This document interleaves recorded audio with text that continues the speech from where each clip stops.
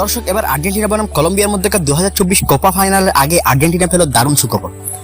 আর্জেন্টিনাতে ফিরছেন আর্জেন্টিনার অসাধারণ প্রতিভাবান খেলোয়াড় পাওলো দিবালা। তা নিয়ে বিস্তারিত হচ্ছে আজকের ভিডিওটি একটু স্কিপ না করে দেখতে থাকুন পুরো ভিডিওটি। দর্শক, আপনারা নিশ্চয়ই জানেন ইতিমধ্যে শুরু হয়েছে দক্ষিণ আমেরিকার অত্যন্ত প্রতিদ্বন্দ্বিতামূলক টুর্নামেন্ট কোপা আমেরিকা।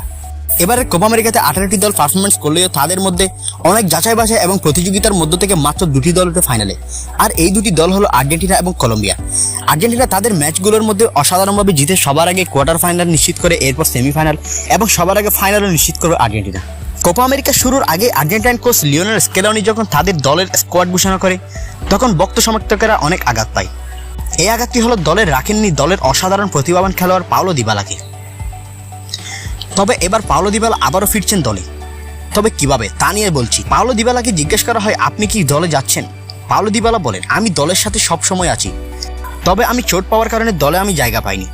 তবে ফাইনাল ম্যাচ দেখার জন্য আমি পুরো ম্যাচে উপস্থিত থাকবো মাঠের পাশে।